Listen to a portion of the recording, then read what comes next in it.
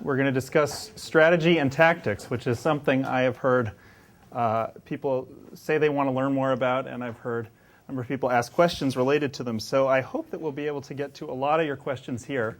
I have 90 minutes, and the reality is I could spend a week on this topic. It's that important, in my opinion. And if not a week, then a day. But we have 90 minutes, and I think a lot of other strategic and tactical sort of lessons and questions can be addressed throughout the course of the week, because we have a lot of other really important material to cover. And frankly, it's all related. For my presentation, I'm going to just try to keep it simple. First, we have to start with definitions. I always like to start really simple. Just what are strategy and tactics, to make sure that everyone is, has a clear, common understanding. We're also going to talk in the first part just about why strategy is important, and get to a bit of what Jack referred to earlier about structure versus agency, skills and conditions. I'm going to spend a few minutes on that.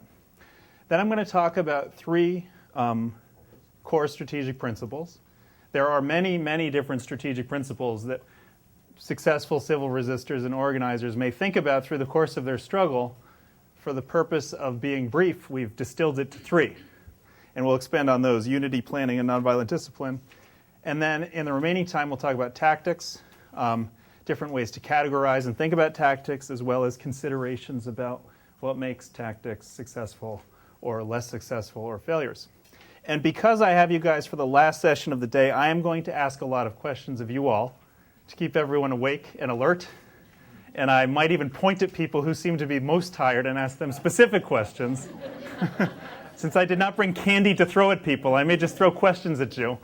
And I think it's going to be a great session, so let's go. Okay. Can someone please, I don't want to spend too much time on this because we have a lot to get through, but just can someone throw out, for example, a definition of strategy or some ideas that they associate with strategy? That word. Yes? It is a conceptual, conceptual about planning. Or, yeah. Yes. Good. So really, good. Systematic planning of what? What does that planning involve? Actions. Okay. Okay, good. You guys got it. We're not going to dwell. Now, this is sort of a long hybridized definition that I took from Gene Sharp. I also took a little bit from the dictionary, and I added my own stuff. It's basically a plan to achieve an objective, an overall objective, and it involves a coordination of resources and the coordination of different components of a struggle. Material, human resources, time, how those will be allocated. It also talks about different phases or campaigns within a struggle. And this is available if people like this definition to download later on. Now let's talk about tactics. What is a tactic? Action. Anything else? Yes. It is also a plan, correct. It's the ends, not the means. It is the means to achieve the ends, in a sense. If this, That's what I meant. yes. I thought we were I got you on that one. So here's a plan for a definition that I lifted directly from Sharp. It's a limited plan of action, and then skip down. It's intended for use in implementing a larger strategy. So those are some verbal definitions. Here's, for visual learners, here's one way to think about it. So this diagram, the strategic triangle, has been used by military planners, business planners, planners of nonviolent movements, and others. And at the top, we have the vision. Vision, other people call it goals, other people call it mission, other people call it main objectives. And this refers to what a movement aims to do. Ultimately, what they're for, what they may be against, what they're working towards, the kind of society or the kind of policies that they are working towards.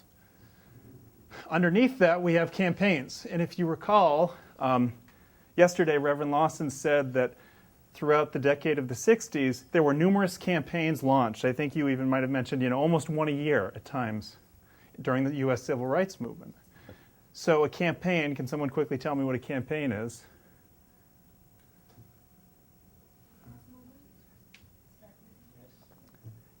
Yes. It's a plan to carry something. It's a plan for a major phase of your struggle. So, for example, one campaign, if you want to talk broadly about the civil rights movement as a whole, the Montgomery bus boycott would have been a campaign. The Nashville lunch counter sit-ins would have been a campaign. The Freedom Rides would have been a campaign. And if you wanted to talk about each of those campaigns, you can say, well, you can apply this as well to a campaign level. The vision of the Montgomery bus boycott was to integrate buses and get equal treatment. Within that, they had a recruitment campaign. They had to set up parallel structures, a busing system, or parallel busing and taxi system for people who needed to get around but wouldn't take the buses, et cetera, et cetera. And then at the tactical level, these are the actual actions at the smallest level that implement that campaign. Is that clear? People have any questions? Good. Okay. Now, ideally, in classical strategy, every level of this triangle is mutually reinforcing. Your tactics directly reinforce your campaigns, and your campaigns directly reinforce your vision. Okay? So everything supports each other within this triangle. Do you think this is how activists and organizers always plan? No. How do activists and organizers usually plan in your experience?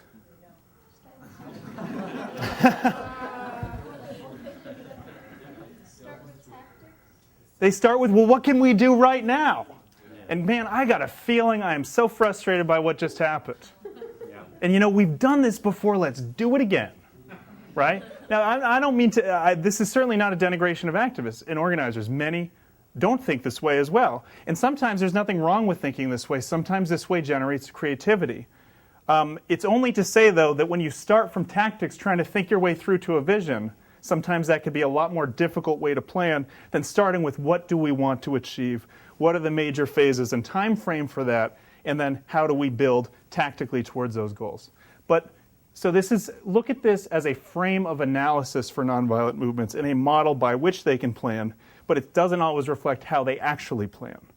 But it can be used to analyze how a movement's doing. Do they seem to have a clear vision, campaigns, and tactics? And actually, I'm going to skip ahead really quickly to one of my favorite slides, really far in advance.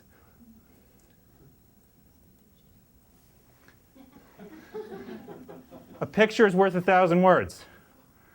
And so when movements fail to plan, generally they get people going in all sorts of tactical directions. Now, some people may choose very wise tactics, but still, if other people in the movement aren't with them and start pulling it in other ways, you get a movement that resembles an amoeba. And amoebas don't move very fast in any one direction. So generally, okay, moving back. Now, why is strategy and tactics important? Let's see.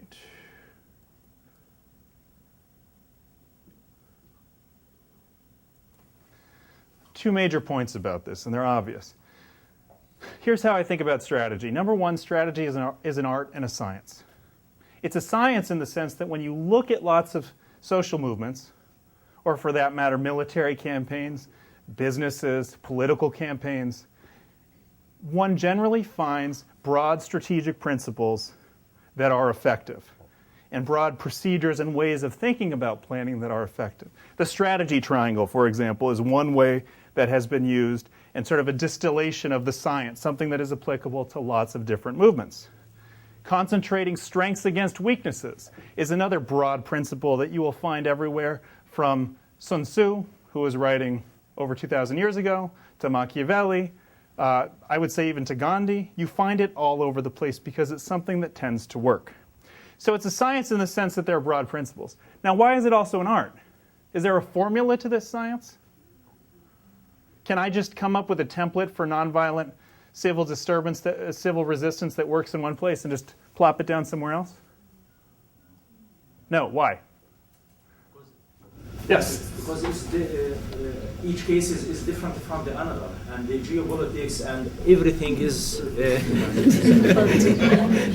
and the goals and the vision you want to carry is different from a place to another.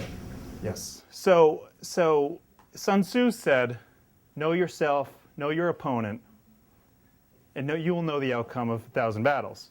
Of course, there's also know the terrain, which I think is very important too. Now, what two places have an identical movement, opponent, and geopolitical situation? Most places don't. There are some similarities between places, but the art of strategy is in finding ways to apply those strategic principles to a particular situation, which is why in a movement, it's very helpful for people, yes, to understand the general principles of strategic nonviolent conflict, but don't take the advice of outsiders too much because they don't know the situation on the ground. And that is equally important, in fact, more important, if you're to apply those principles successfully. So don't listen to anything I say about your struggles. Always make up your own minds.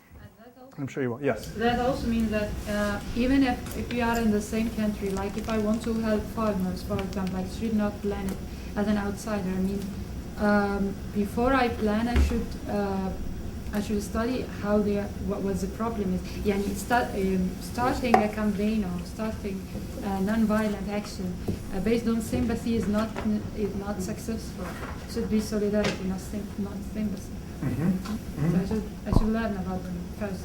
Yeah, and when we talk about transnational activism and external support, one of my favorite research papers on that, written by my colleague Maria Stefan, it was actually her dissertation, was that external support should aim to be an extension of what people on the ground are doing. It should not aim to replace it. It should not be a substitute for it. It should not be a whole new thing going on. It should be something that aims to support whatever's going on the ground, because what's going on the ground has been thought up and indigenously driven and developed. The other point, which seems so simple, strategy can help a movement overcome adverse conditions. If I was sitting in a room full of military and I said strategy can help your army overcome adverse conditions, they would say, right, tell me something new. We know this.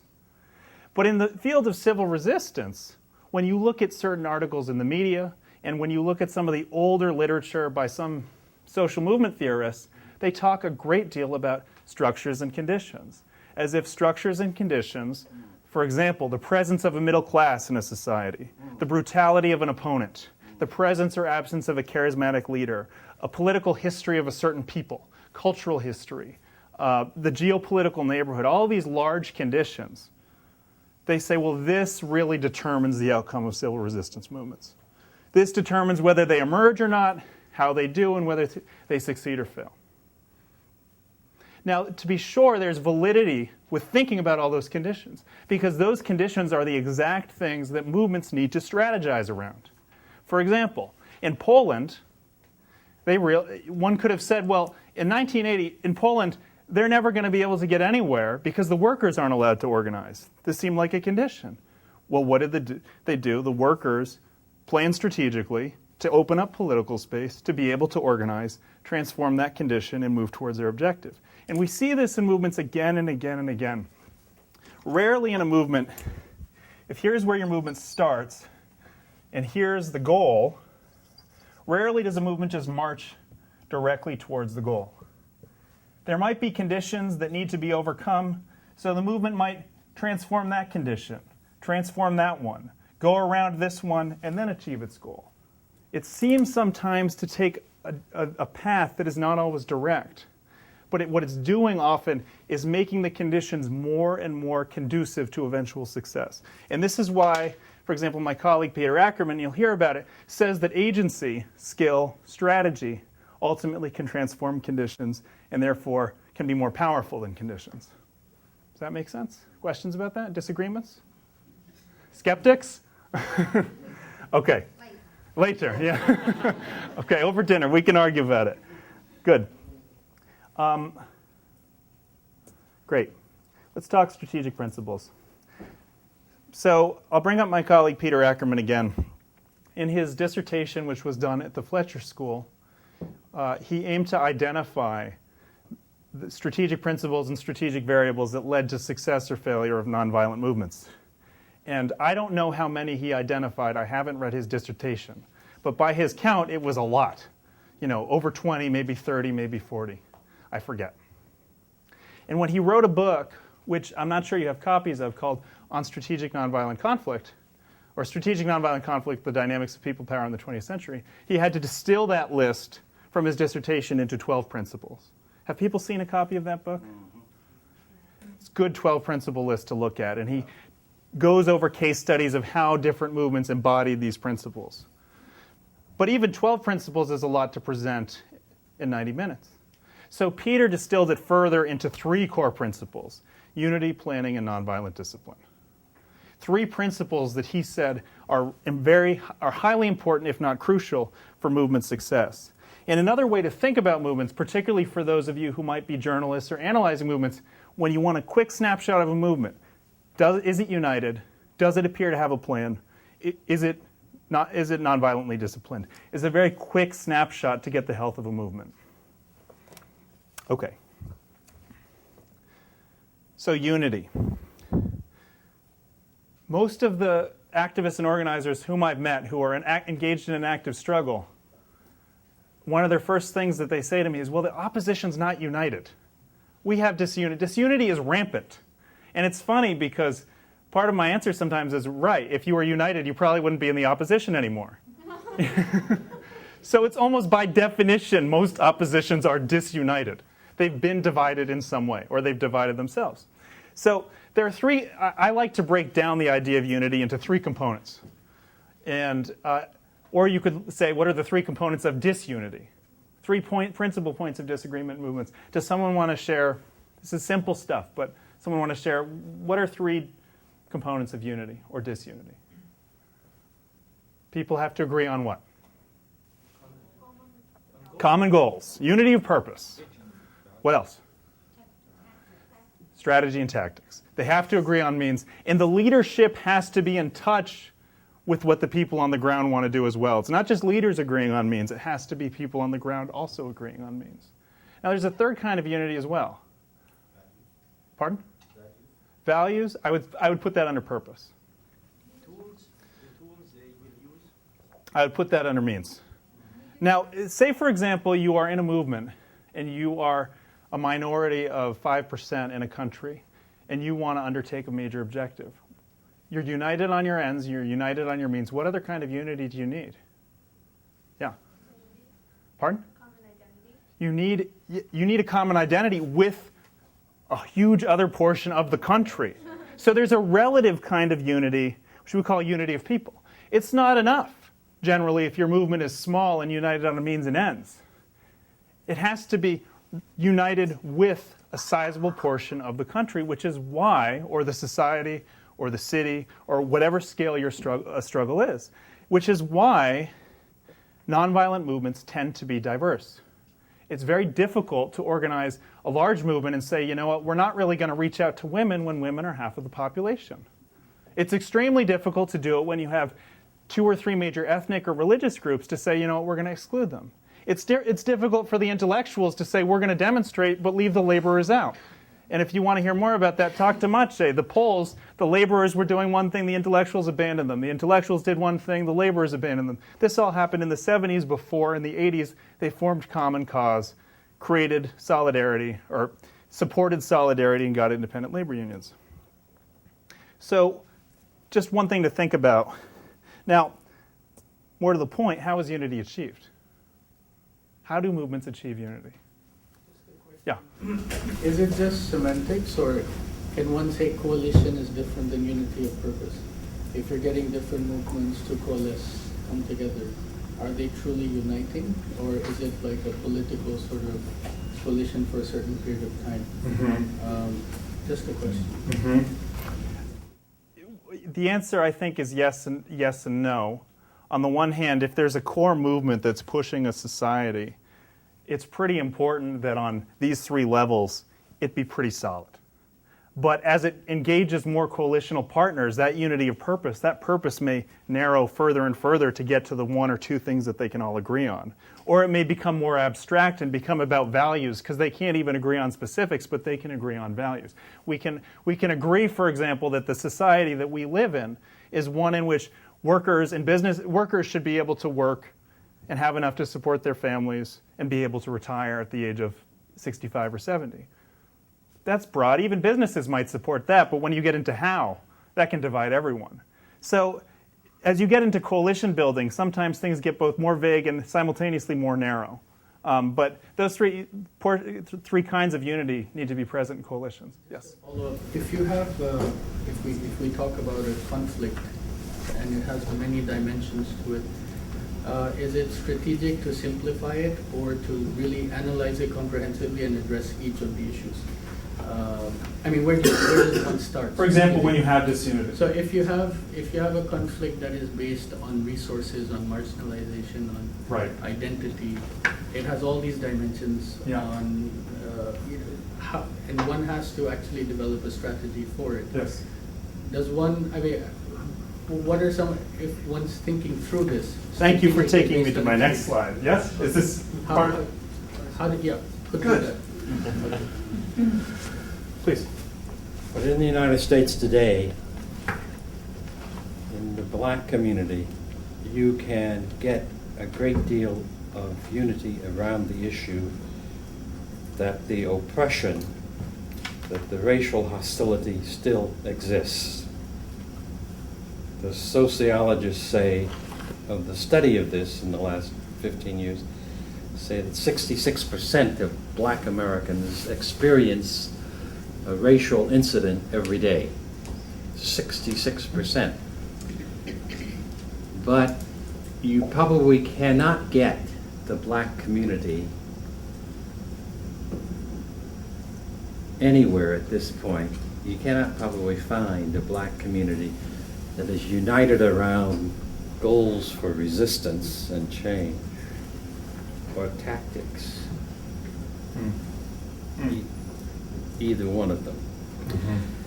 In the 60s, you have had the same sense of unity about black oppression and Jim Crow law and the indignities of things around the country.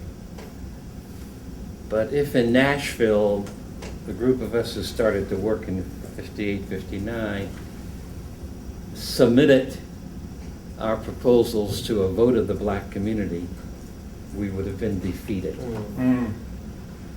So the unity that developed in Nashville that you saw in the film was not based upon any kind of prior unity. It was based upon the fact that an effective movement began to work.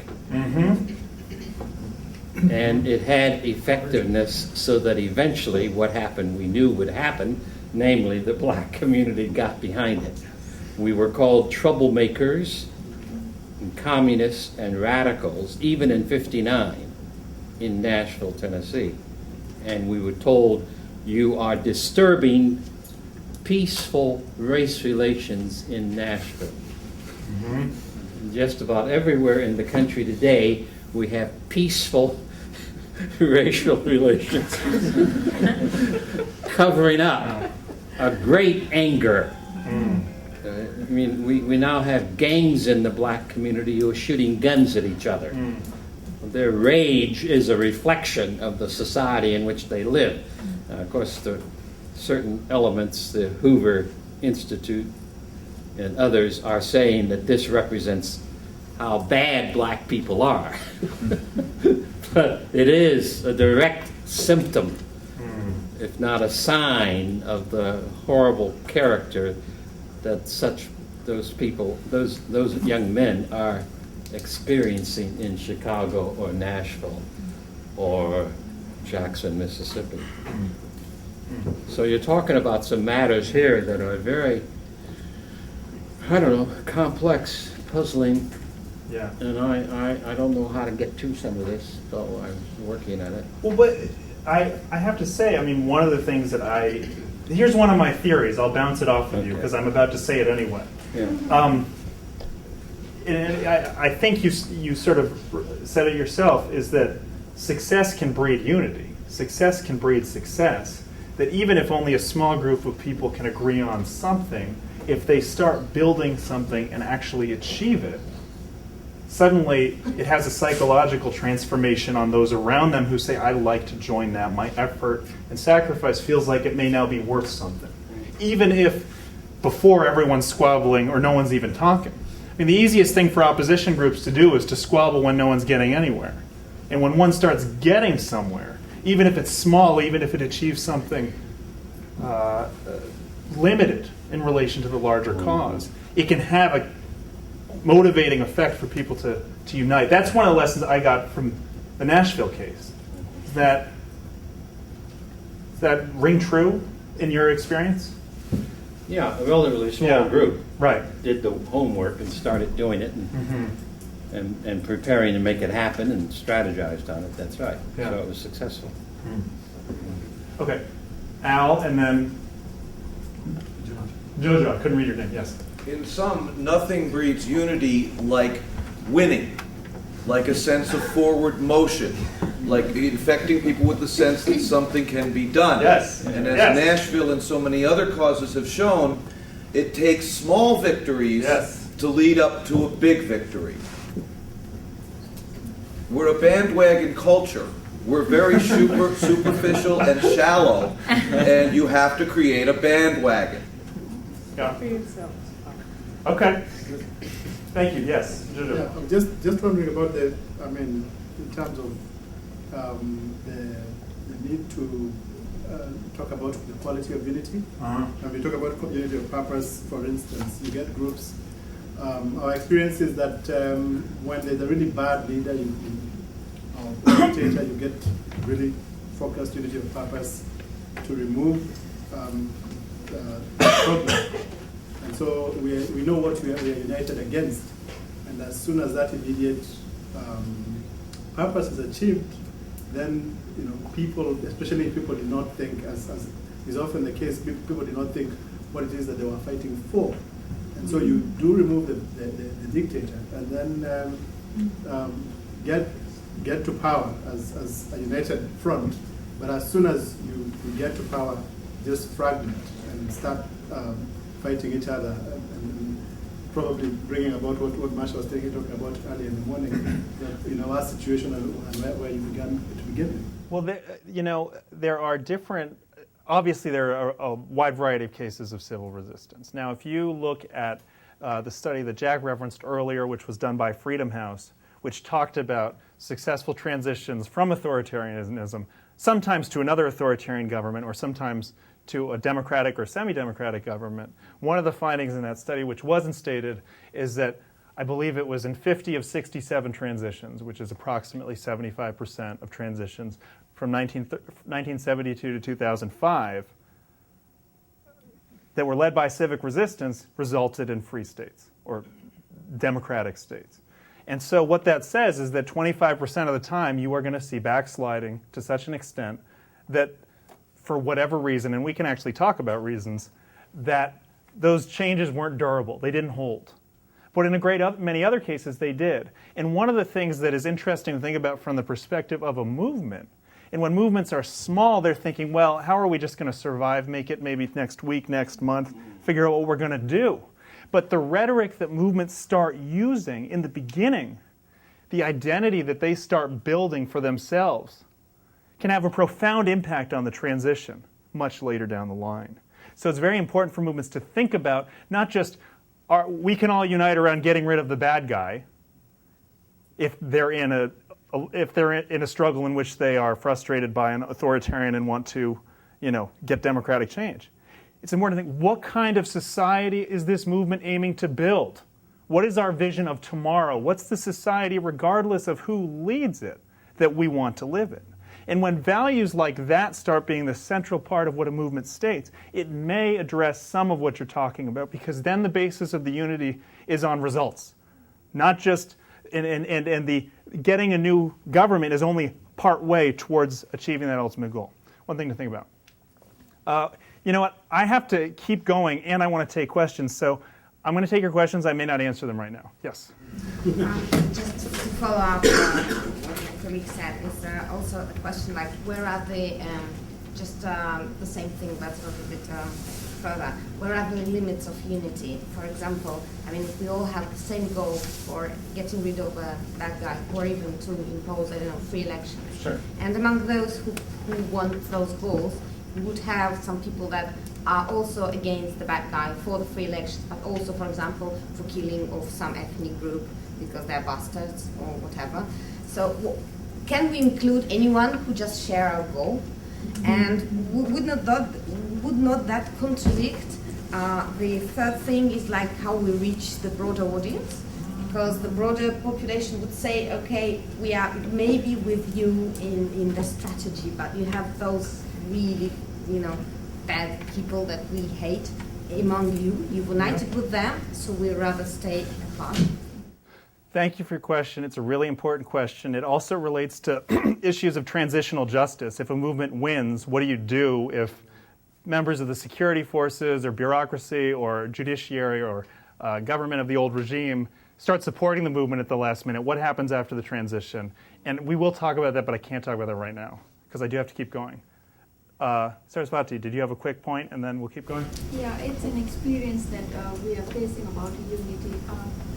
For the last few years, over a decade, the indigenous people in Nepal have been started uniting together for their rights to be included in the constitution. And recently, we are in the process of writing the constitution. And but a majority of the communities in our country are from indigenous group. There are other parts, ruling class, which are and lesser in population, but they hold the major share in the power sharing. And since now they are threatened, like these indigenous people will have a proper share in the power sharing and in the constitution, they have started uniting a different group. And they've started like uniting, sharing a rally, share. So it's is a unity for common purpose, very threatful for the other part. Very threatful for what? For the other part, like counterpart, because there's a small population which rules the community, which rules the state. But the other population is large in number, but they are not in the policy making stage. Okay. Yeah. That's also a really good point, and it is something that I.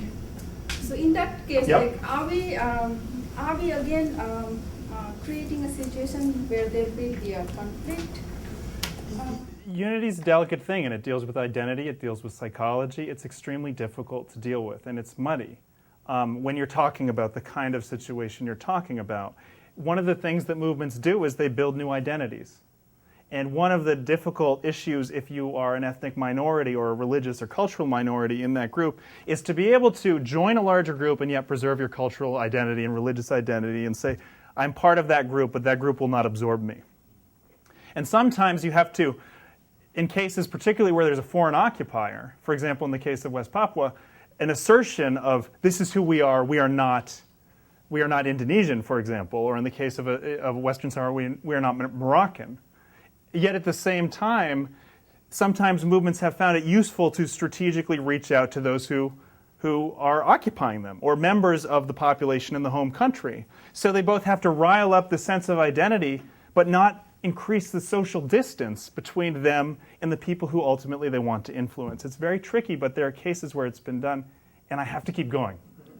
But the important fact is like education and economy has determined like how the unity has been formed. Because the smaller portion of the community who has been ruling are more educated, have better economic conditions. Yeah.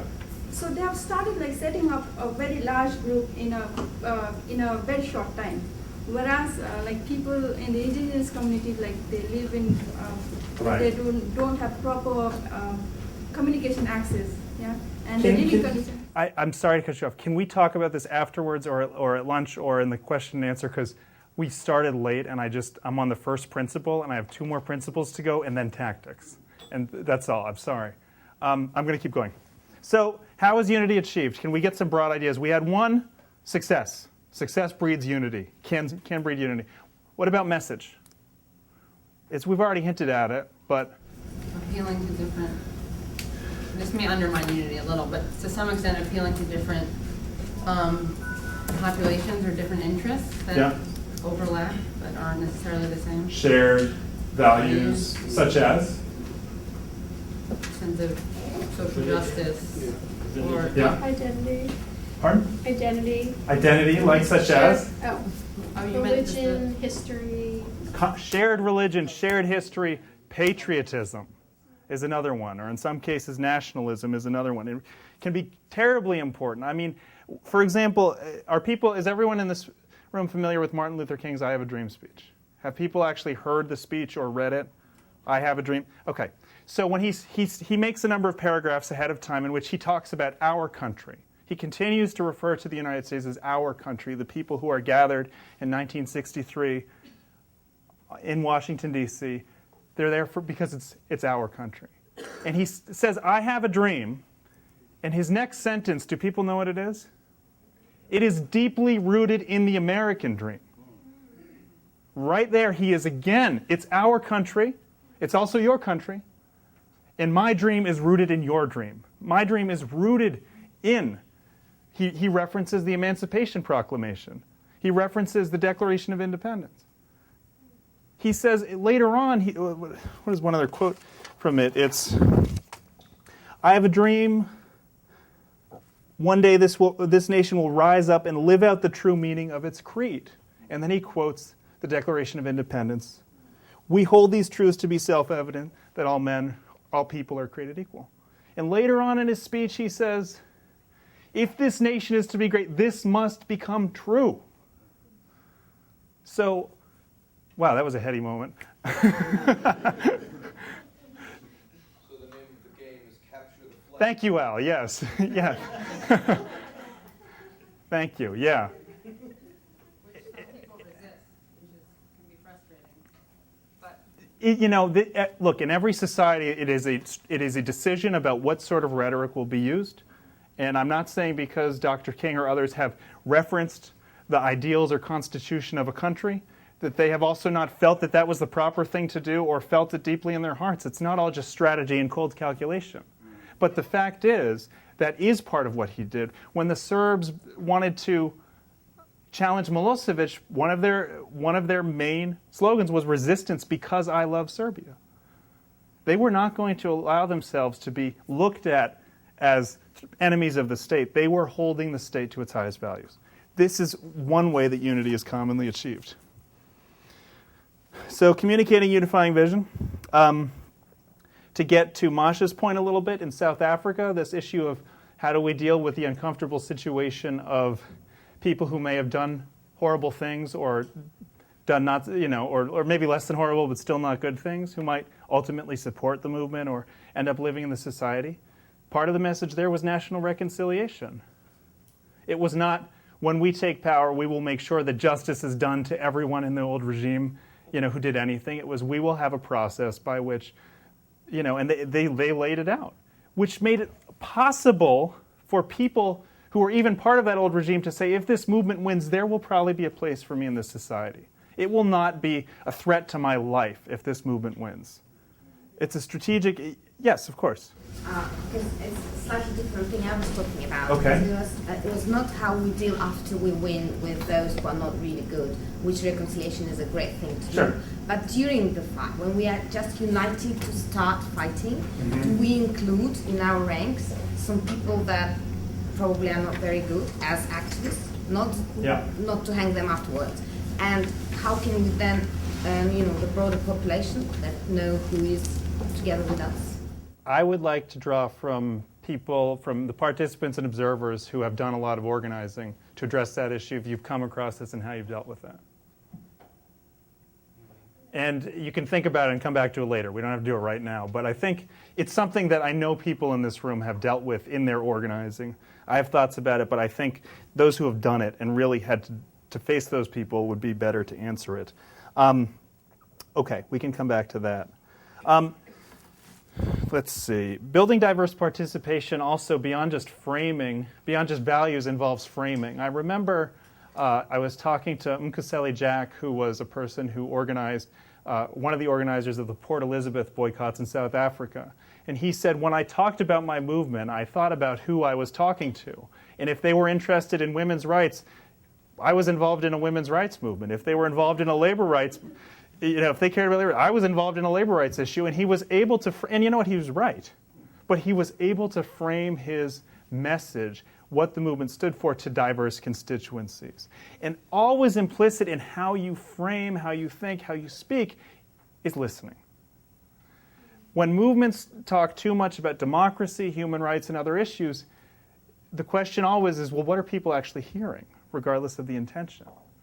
So listening which is one of the things that Reverend Lawson talked about with regards to investigation, talking to people, finding out what their grievances are. It's what Gandhi did in India. It's what numerous other movements that have developed effective messages have done. They have listened to the words people use, the way they frame what is difficult in their life, but also what they aspire to. And those words sometimes make it into those movements' messages. Darren. One story that I really like from the history of nonviolent struggle is, comes from Gandhi and his choice to do the Salt March, and this idea of choosing salt as something that people use every single day in their lives. I mean, initially I think when some people think about it, they're like, salt? Like, really? You're going to mobilize a movement around salt? But it was right, exactly. But through listening to a lot of people, it's like this is something that we use every single day in our cooking. It's like a staple of what we use, and we can create it right here. Right. Yet we're paying another country for our resources that we use every day. And then I think the second thing that I just fascinated me about his strategic insight in the march is, I don't know how many miles was it? It was like 241 miles.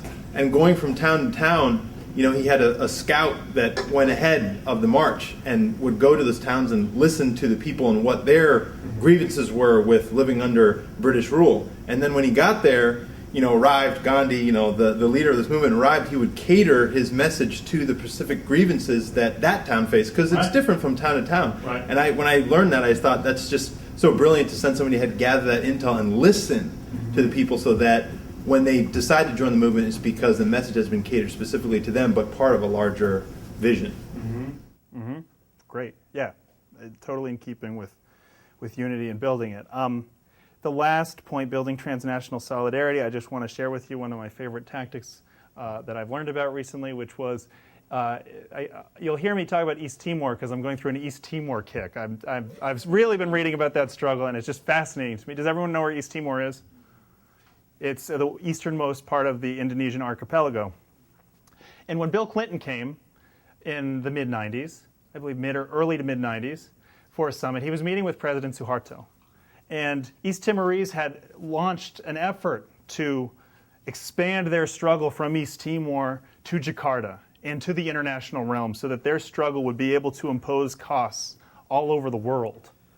Okay?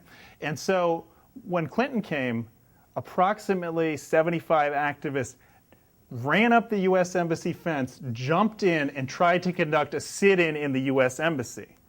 And I think 47 of them made it, and 29 or something were caught before they could. And those 47 who made it stayed there for 12 days. 12 days. And you can imagine the wire service was going bananas. There are East Timorese jumping into the U.S. Embassy and staying there, all at a time of heightened international scrutiny. Now, what did they want? They had clear objectives. We want the United States to stop supporting the Indonesian military. They had a transnational solidarity group called the East Timor Action Network, ETAN, which was pushing specifically to stop shipping F-5 fighter planes, small arms, and economic support. And they got this on the agenda, and they did it. They got the U.S. Congress to vote to do this. They built transnational solidarity in part for two reasons. This is the lesson I take. One, they were active on the ground. They said, we've got our own struggle, we're carrying it on, would you like to support us? Second, they asked for something specific, very specific and achievable. So anyway, take from that what you will. Okay, let's talk about planning. What aspects of a struggle must a movement plan? Planning has a bearing on what? Obviously tactics, but what else? Darren? Sequencing of tactics. Sequencing of tactics, absolutely. Resources, yes, how they're going to allocate resources. Organizational structure. Yes, Katie? Worst case scenario. Yeah, contingency plannings. What happened if our people get arrested? Should we be a decentralized or centralized organization? Huge one. How are we going to handle the transition? In short, my answer is most things can be strategically planned. It's up to you or up to those activists and organizers whether they do it. Now, the first step in doing this, again, I keep drawing from Reverend Lawson's talk, was investigation, analysis of self, opponent, environment, and third parties. This is the basis of a strategic plan is facts, as many facts as you can get about what people think and what the reality is on the ground. A strategic plan founded on assumptions is only as strong as those assumptions are good. Does this make sense? Yes? I would toss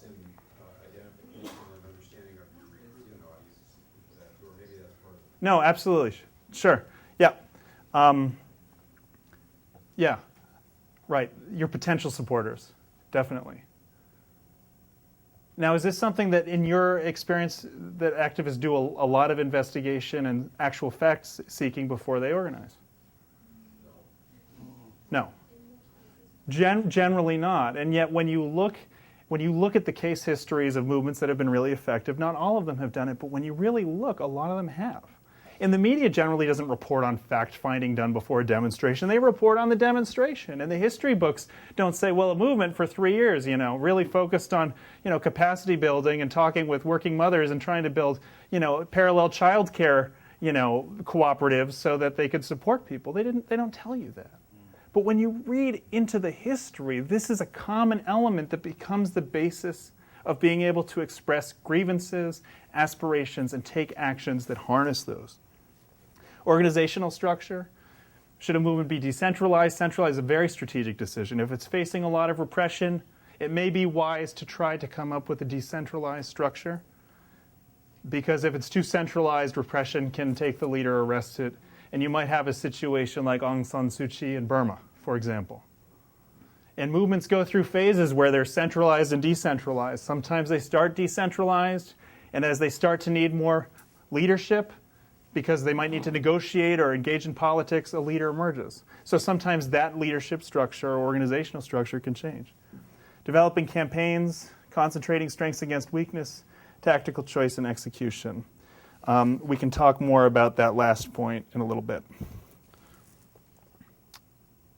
Why is nonviolent? Yeah, Mark. I just want to add that the tactics apply to communication as well. And to go off of what you mentioned last time with technologies, a lot of the technologies are centralized, and using more decentralized technologies and encryption services are an underutilized tactic, but a good one. Sure, absolutely. Right. More content creators. Yeah. I think one important point is that the negotiables and non-negotiables in our campaign. It's a very important part of planning. Say more about that. Have you encountered that in your work, or have you seen that in the work of others, how that's been important?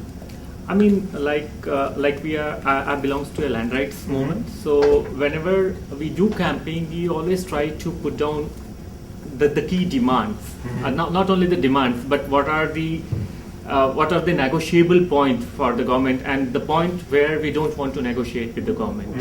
So that is timing of negotiation. Yeah, really important. And then what happens in staying connected with your supporters when you're on the negotiating table, because there are certainly cases that you can look to in the past. I'm sorry. Stellan. Okay, I'm going to finish my point then. Where a movement has gotten to negotiations and then has negotiated a lot of potential gains away because they haven't stayed connected with their roots. Yes, Stellan. I think there is an element of planning to a lot of groups, like, for example, the ANC in their work and so on.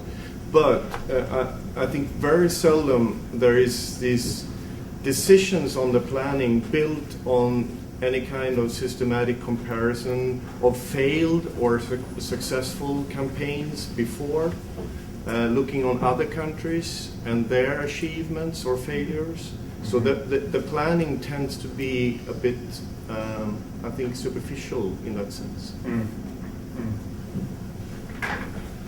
Okay. Yes, and then we'll keep going. Yeah, it's just a question. When a conflict is already violent and a large majority of the people are affected by it or involved in it or associated with it, are there, I mean, how does one, I mean, I'm sure this is up for discussion, but what are some entry points in terms of non-violent means? And I think it relates to the question of multiple identities, because someone may be supporting a certain group which is violent, but on a political front rather than active violence themselves.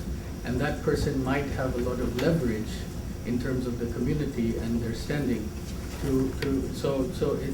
Sometimes one cannot even enter that space without building an alliance with such a person. Well, your question is a great one. It's so great that we've devoted a whole module to it. And actually, Maciej is going to lead that about extreme violence or violence, civil resistance, how they can, and what happens in situations in which there is an insurgency, guerrilla war. paramilitaries or criminal enterprises and nonviolent movements, and what the role of nonviolent movements is in addressing that. Sometimes having to coexist with it, even et cetera. So it's a very good question. When are we doing that, Mache? Do you know? Thursday. Okay. So we have to wait for a while, but we can also talk about that on the side. I want to talk about nonviolent discipline. Why is it important? There's so many reasons, in my opinion. Strategic reasons, beyond whether you have a moral or ethical commitment. PR, why? Because it's so hard to, it's so much easier to identify with people's cause when you see them being physically attacked and not resisting. It's harder to vilify people who are not resisting violent attack. Mm-hmm. Mm-hmm. So you're in terms of the way in which you appear to external audiences, both within a country and society as well as externally. I mean, especially in this day and age, what happens to violent insurgent groups? Oftentimes they end up on terrorism lists at this point. Not all of them, but a lot of them do. So it becomes difficult, to say the least, in terms of your external relations. What else? I think that has really clear effects on the unity of the movement as well. The unity of the movement. Why? Well, because if you're portraying yourself as a united movement and the outside world sees you as a united movement, you're more likely to Who be goes united. home if violence is used? Who stops joining the movement, or who decides, you know what, I'm not doing this? The more moderate sort of people. Oftentimes the women, oftentimes the children, oftentimes the elders, oftentimes simply those who don't want to risk their life so directly. They may have children at home, or they may simply decide, you know what, I can't do this. So if numbers matter, and when the basis of your power is the ability to withdraw consent and do new things, change your behavior, change your obedience, change your consent, and shift power elsewhere, numbers really matter. And if something is going to lower your participation dramatically, the question is it effective from a cost-benefit perspective? Most people, in most cases, would argue no. Richard.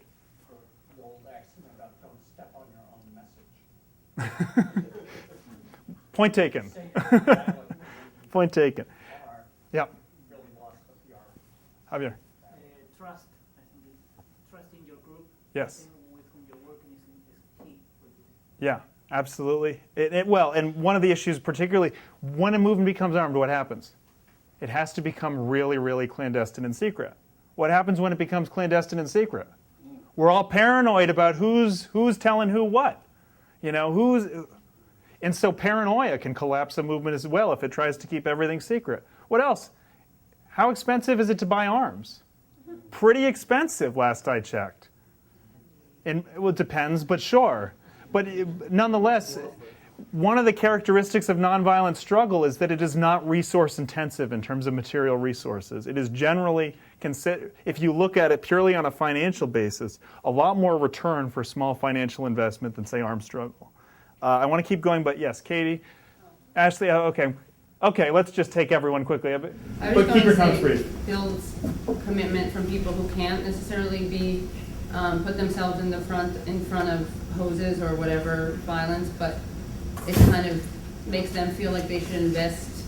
Their investment becomes you don't guilt people into doing something, but you feel kind of if this person could stand rubber bullets, then the least I could do is go door to door to organize. Right. So everyone is kind of able to do more once that happens. Yes, totally. So nonviolent movements will build different tactics for different levels of involvement. I only have an hour of my time to give this movement for the week, and not a lot of tolerance for risk, but I need a tactic that I can do. With armed insurgency, it's kind of hard just to show up for an hour and go home, right? Throw a grenade and leave. I mean, what, right?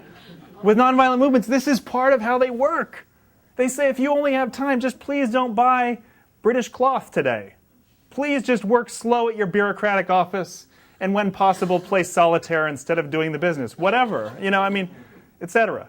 Now, I want to get to the issue. I want to take comments, but I also want people, while they comment, to keep in mind this question, which I just put up. How do nonviolent movements build nonviolent discipline? We've established that it's important. I'm going to go around. I'm going to start here.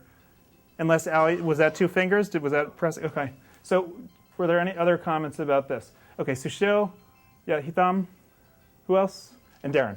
And Ashley, okay, yeah.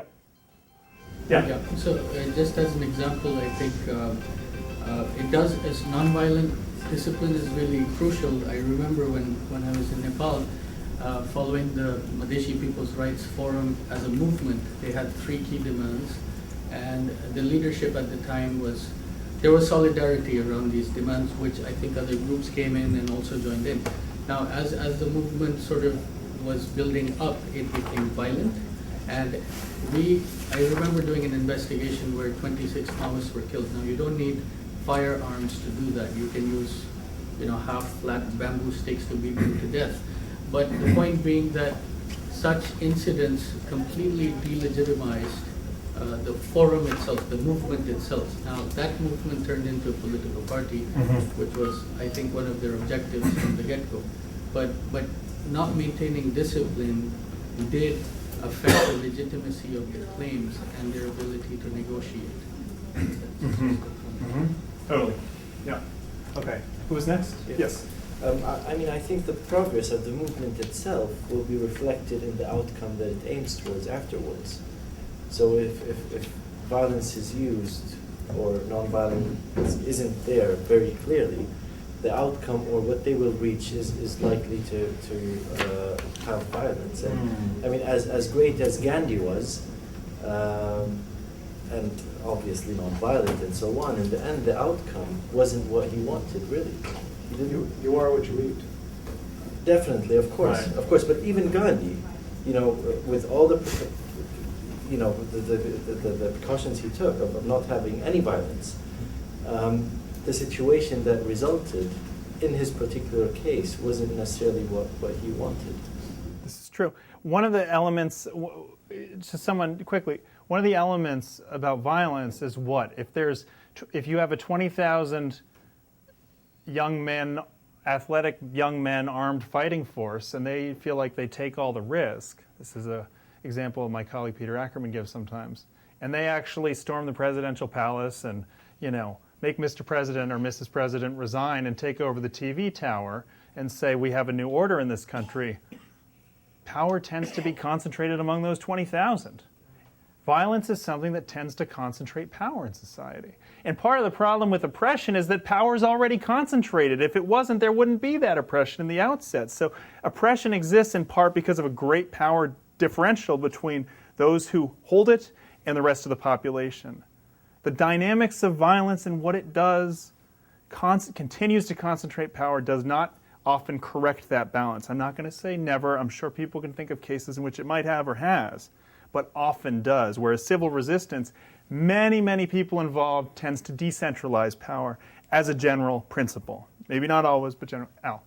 I get a little hung up on this question. How do movements build nonviolent discipline? Because I can see that it's leading to a lot of discussion about violence versus nonviolence. And what's getting lost is how do movements build discipline, period? Okay? Because there are all other kinds of discipline other than whether we're violent or not. And I think that nonviolent practitioners do very well to study war, to study military campaigns, and what works and what doesn't, and to study revolutions, and to study why when Pancho Villa invaded Juarez, it worked through his backdoor strategy, but when he tried the tactic a second time in Guadalajara, he got obliterated, right? I think a lot of people who are pacifistic in nature have a great resistance to studying military strategy. But it is very much in military strategy that we find things we can use in terms of nonviolent strategy to win battles. Because it's the same dynamics at work. You have an enemy or an adversary or an opponent, if you want to use more peaceful terms. He has his own strategy. He has his own way of doing things. You have to study him. You have to learn his weaknesses, learn his mistakes. And then the questions of discipline also have to do with your PR, because nobody wants to walk into a dysfunctional household, right? Where people are just screaming at each other and everyone's out for themselves. So I think the other area that we have to study beyond military strategy is games, okay? And this, I think, is more fun for people. I mean, everybody here might have a game. Maybe it's football, maybe it's chess, maybe people like to play Monopoly, maybe people like to play cards. But think about the game that you play the best. Why do you play it so well? Why are you good at that? It's because you have a strategy and you have tactics, and apply them to the movement and apply how you size up your opponent in a game of pinochle, to a struggle, and then you begin to enter the realm of tactics and strategy. Great point. Darren, and then we had Ashley, and then I'd like to keep going. I saw Tom's hand. I said, but please keep it brief. Yes, Darren. Yeah, I was going to make the exact same point, and I think you put it brilliantly. And it reminded me of the William James essay, The Moral Equivalent of War. And the way I kind of interpret that is that it gets this idea of discipline, and there's a element of power that I think is represented in discipline. Either a personal discipline and your ability to do something that you originally maybe thought you wouldn't have been able to do. And you have to train yourself to react differently, and it's a transformative process for the individual. But I also think it manifests itself in a coordinated effort. When you see discipline within a group, whether it's on a sports team or in a movement, the scenes from the Nashville clip that we watched last night of them marching down the sidewalk, preparing for the first wave of students to sit in, that's for me is just an image of power. And you could sense from the interviews that they felt powerful because they said, we're doing something that maybe initially we were very apprehensive about, like, I don't know if I'm going to be able to do this. But through all the training and the discipline that was generated in that training, they developed a strong sense of power. So I think, Al, you're absolutely right that it's not so much necessarily violent versus nonviolent. It's a sense of developing discipline and the sense of power that produces inside of you. Absolutely. Just very briefly, it also is about theater, okay? The best theater, best Broadway musicals involve an enormous amount of discipline and movement together by a group of dancers and a group of singers. Think harmony, think motions. Really, Bob Fosse would be a great person to study in terms of how do you craft like a good nonviolent strategy and tactics out of the way he organized dancers on a stage. Because everybody who watches that wants to be a part of it. Okay, I have to keep going. Is it a quick comment? Okay, yes. I'm not sure if I agree with that, because a lot of times with violent movements, with like organizations that are violent, how they use to discipline their internal discipline is also based on violence. So, would we as a non-violent movement be able to justify it? Justify what? Like punishing members. Well, of this okay. To answer your question, there have been movements that have said those who choose to break discipline will be ostracized. There have been people who have said, we will socially boycott you if you are not with us anymore. But that's a nonviolent sanction. Would they violently sanction people? I know of no movement that has been successful, nonviolent movement, that has violently sanctioned its members. But I do know movements that, again, strict discipline. You look in 1930s Afghanistan, what is now Afghanistan-Pakistan border, the Northwest Frontier Province at that point in India.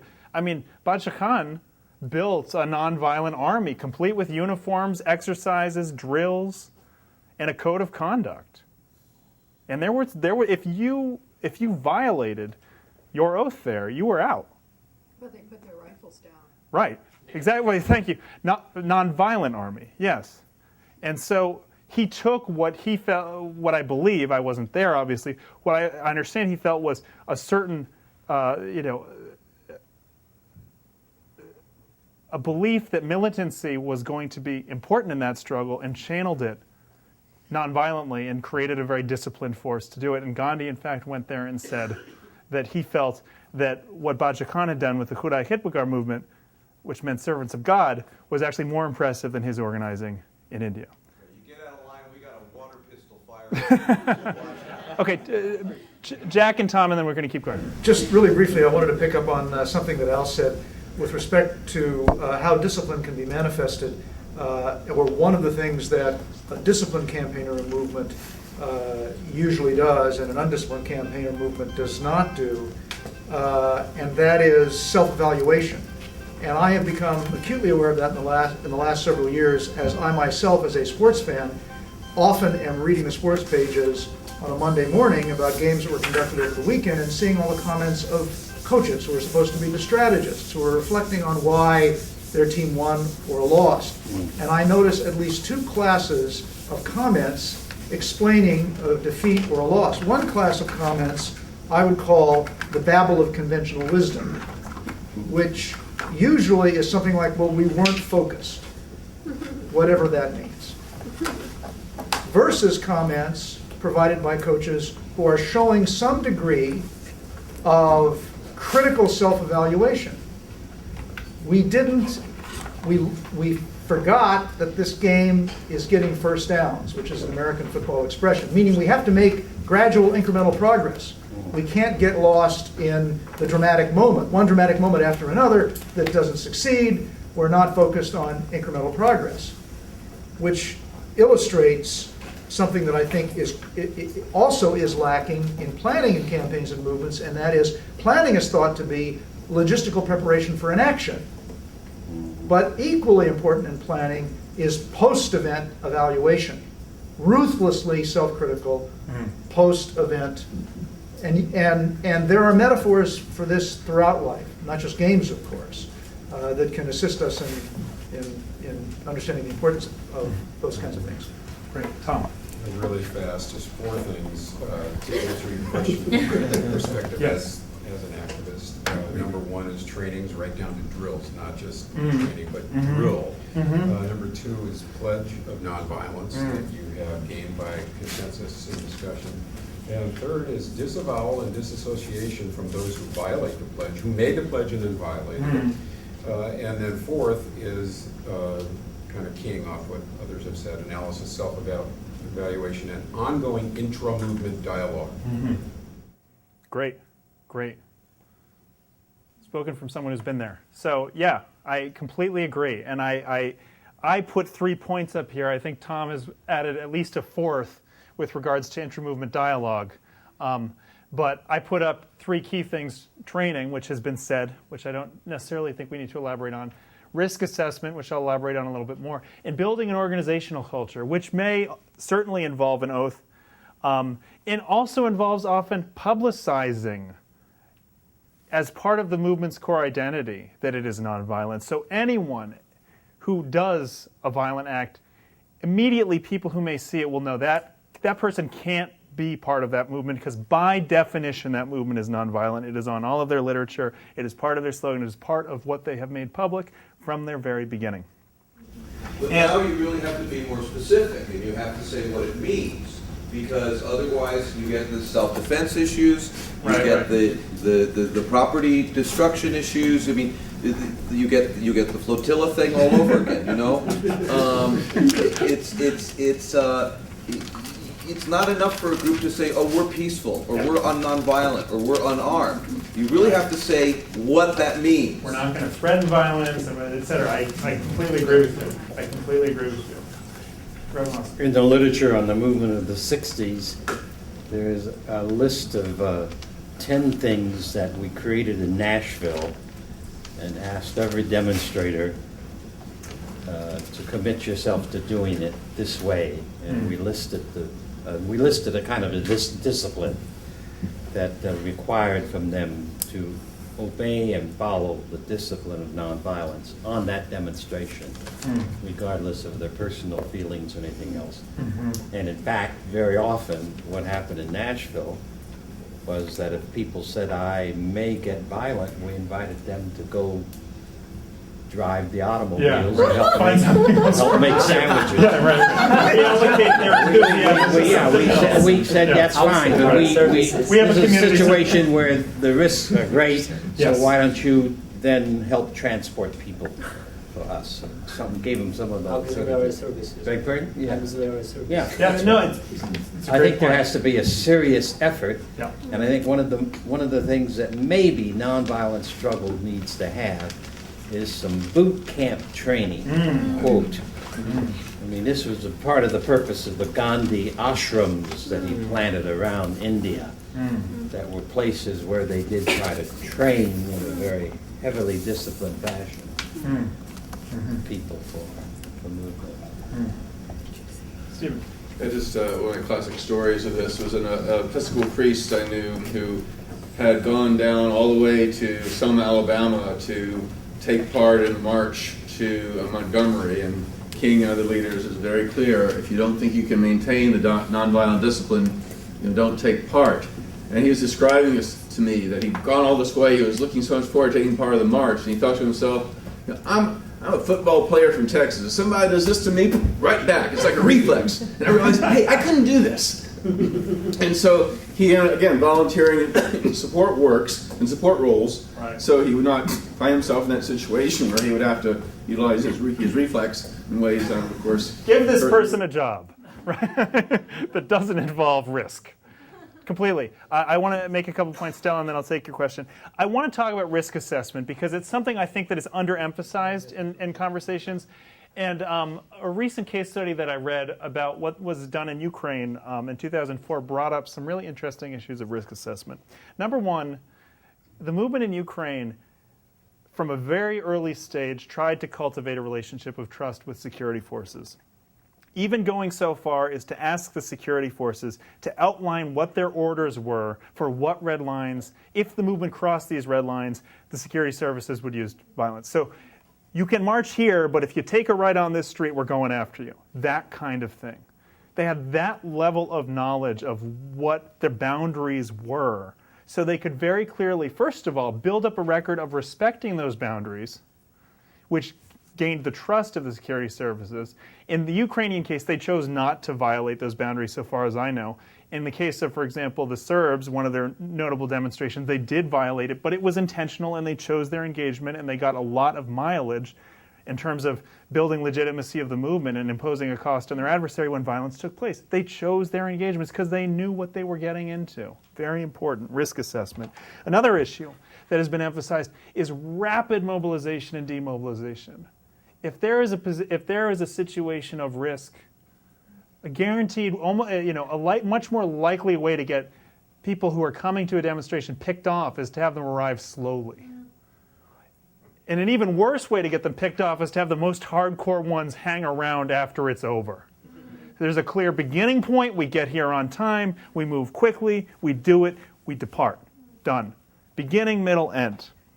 Another thing that's emphasized, yes? Why they use lightning strikes in Guatemala. Yes.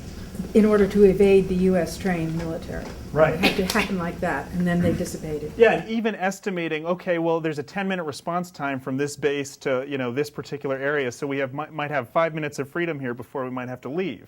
Is one thing I've heard. I'm not sure about lightning strikes in Guatemala with regards to that, but it's something that I've heard from other people that they tried to think about. Well, what's their response time versus our time that we can do this?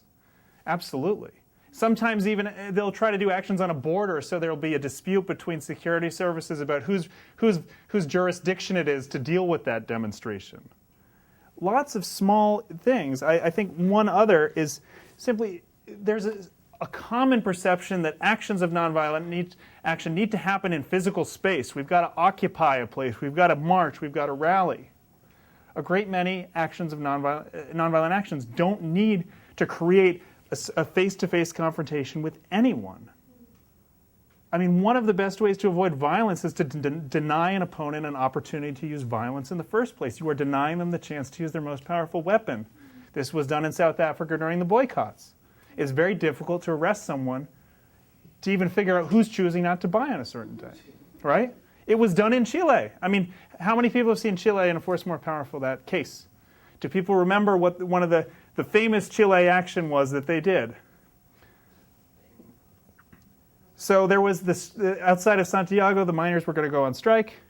Pinochet surrounded the mine with his military, intimidated the miners, said, when you go on strike, we'll be ready for you. The miners called off the strike and said, in 3 days, those who agree with us, please walk slowly. And so from the eyewitness account in the film, they said, well, in the morning, everyone was kind of looking around, and you couldn't tell if people were walking slowly. But by afternoon, you could see everyone was walking slowly. And cars were driving slowly. And when they drove slowly, all the cars behind them had to drive slowly. Right? And at night we flicked our lights off and on and banged pots and pans. Anonymous, decentralized actions can be very powerful and not create a confrontation. So there's lots of options here, and creativity is really core to the success of civil resistance, particularly the more adverse your conditions. Stellan, I'm sorry, I went on long and long, but yeah. I totally agree with you and the discussion that we're having right now about strategy and discipline, but I would like to put up a warning sign. Okay. And that is that there are also some differences between social movements and the military campaigns and war, besides this thing with the violence. And I think it's, in some situations, we don't have the assumed control of the movement. And we don't have the assumed control of the conflict. Let me give some specific example here. If we talk about the World Social Forum and the global justice movement, which I've been working with a bit, the whole basic of that unity, of that coalition, is to not have a leadership. You don't have a leadership that gives the direction of what you're doing. You don't have the kind of strategic plan that everyone agrees upon, but you're united around in heterogeneity. So that means on the campaign level, you can have what you're talking about, strategies, the discipline, all that. But on the movement, it would destroy the movement. It would destroy the alliance between the gays and lesbians and the Dalits in India and so on, because the indigenous in the Amazonas, they wouldn't unite around certain goals, because it would become a global party. They would become a global party? It would become a global party if they would unite around specific strategies, goals, and so on. So it's sometimes that's kind of difficult. And also this assumed control of the conflict, I think, is important to at least have a warning sign about. I mean, it was very, very few of the scholars in the world that predicted the fall of the Berlin Wall. So sometimes, I mean, we can think and plan a lot. Yeah. But we will be surprised. Absolutely. Thank you for making that comment. And what you're saying... I'm not contradicting what No, I completely agree with you. One thing that I've heard Ivan Marovic of the Otpor movement in Serbia say is that I remember him once saying it's really important, as he said, to front load your strategy, to do as much planning as you can about your movement's identity, code of conduct, what it's going to do, so that everyone who joins your movement from the outset agrees to what that plan is, to do as much as you can from the outset, so it minimizes unpredictability when suddenly people say, we join, now what do we do next? And then you can have all kinds of surprises. So that might be one thing movements can do, but still, I mean, what do you do when the soccer hooligans show up? Or what do you do when, some group that, starts wanting to take your rally and put their message in it, et cetera, et cetera? Completely agree. Okay. I am going to move on to tactics. We have 15 minutes. And I am going to skip through a fair amount of my tactics presentation and just go over some of the basics with you all. If people need to stretch and get up, please do, because you guys, I know, are jet-lagged and probably tired. Great. So Jack alluded earlier, how many people are familiar with Sharpe's categories of tactics? A number of you. So in 1973, Gene Sharpe, one of the main theoreticians in this field and one of the first major theoreticians in this field to look at it as, to try to establish it as a field. There were other theoreticians of certain case studies, but Sharpe said, let's try to analyze the whole thing all together. He came up with a list of 198 methods, he called them. I call them tactics of nonviolent action. Have people seen this list of 198? Okay. Some of them, you look at them, you don't even know what they mean. You don't even know until you read his book where he explains what he means. But there are a lot of them. The point here is, it's creativity, folks. There are now, if you wanted to document them, probably 300 or more tactics of nonviolent action. Now, Sharpe, he did a very careful job. Why? Because he didn't round up to 200. He kept it at 198. He said, I only have 198 methods, but easily there's, many, many more, particularly with digital media now, creates many more options. But Sharpe's categories were 3. Protest and persuasion, non-cooperation, which he split into 3 categories, social, economic, and political, and nonviolent intervention. Now, by protest and persuasion, I put some examples up there: petitions, rallies, letters, singing songs, etc. He said these tend to be lower risk tactics. Not always, not always. But he said, generally speaking, displaying a symbol is probably safer than, for example, sitting in somewhere, or engaging in some really public act of disobedience, unless displaying a symbol itself is an act of civil disobedience in some places. And he also said, while they're very good at building capacity and identity, symbolic actions by themselves are often not sufficient to alter power relationships. So when you think about movements, for example, some people have talked about the anti-war movement in the United States. One question is, did they really, to what extent did they go beyond symbolic means of protest into non-cooperation and intervention as a way to increase their leverage? How was their tactical diversity? And a great many movements tend to stay on the protest and persuasion and symbolic realm. Now the next category, which Sharp really, as in my reading of Sharp, he felt was really the core of successful civil resistance and one of the strongest, was non-cooperation. Why? Because when people refuse to cooperate, they are directly severing consent. I will no longer pay rent, taxes, utility bills, send my children to government schools. I will no longer speak with these people who are collaborators. I will no longer buy. I will no longer work. I will work slow. All of these have a direct impact on people in institutions. Now, another benefit of non-cooperation, Sharp argued, was that sometimes acts of non-cooperation that were very powerful needed very little risk. Again, not always risky to boycott, but can be very powerful. Of course, they depend on a great many people. They depend on a lot of participation. And his third category was nonviolent intervention. Here we have people directly trying to stop what's going on, sitting in roads, blockades of buildings. He also put parallel institutions here, and building parallel institutions, building alternative schools, building alternative social service networks. Gandhi's attempt to boycott British cloth by producing cloth in India, et cetera, et cetera. One could also say, during the Montgomery bus boycott, the building of alternative systems of transportation for people who needed them. This directly shifted things. And nonviolent intervention tactics can be very powerful, sometimes can be carried out by very few people. Some people would say, particularly if it's going to be public and small, if you can get respected leaders and celebrities to do it, can raise the profile, can make it more costly for a regime to repress them, but they tend to be very, very risky. And by themselves also rarely do they change things. It's the mass non-cooperation, and this is, Sharp didn't say this, is me editorializing, that has often been key. Not always, but often been key. Now, successful movements often will choose a lot of different methods for several reasons. Why might movements choose a lot of different methods over the course of their struggle?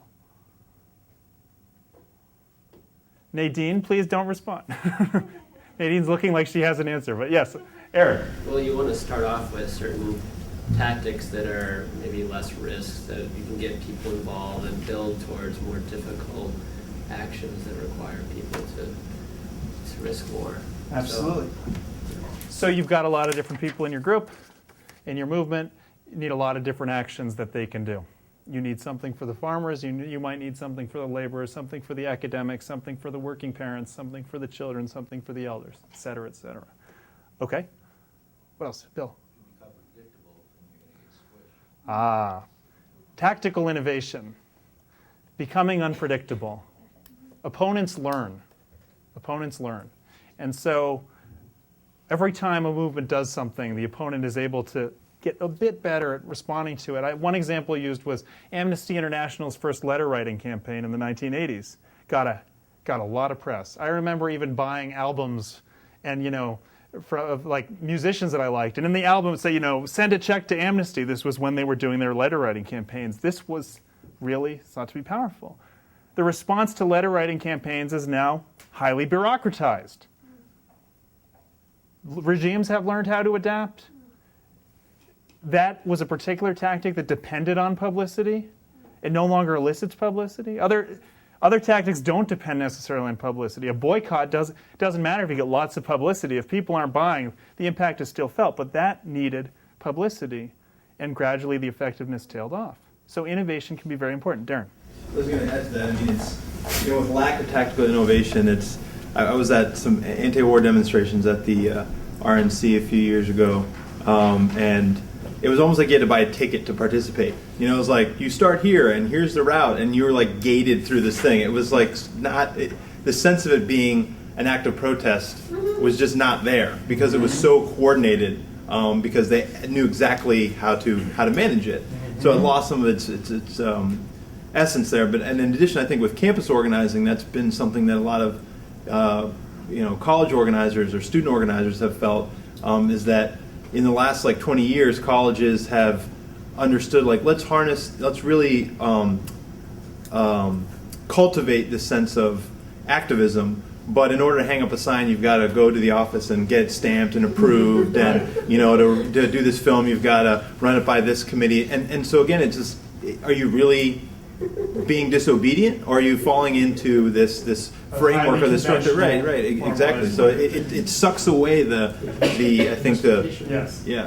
Okay, I want to call on Richard, but I want to reassure you people. The reason it's 5:15 we're still going is because we started a half an hour late. It's not just because, but in any event, we're gonna adjourn in 3 to 5 minutes. So if people can just hang in there.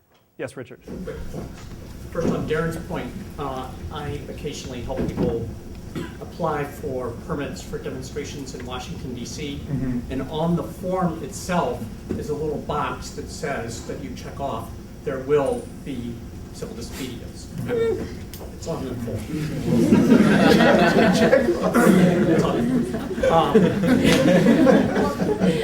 In terms of arranging jail space, watching the government learn, Seattle is another great example of when you look at Seattle in '99, and then you look at how, say, the police in D.C. again responded the next couple of times.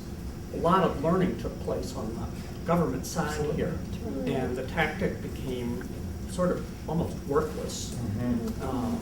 One could even say it was used by those in power as a way to benefit them. Or the creation of these protest zones at national conventions is another example. So I want to come back, though, Richard, to a point you made earlier that relates to tactical innovation. And you were talking about technology, and you said you think those who are flexible, the advantage goes to them.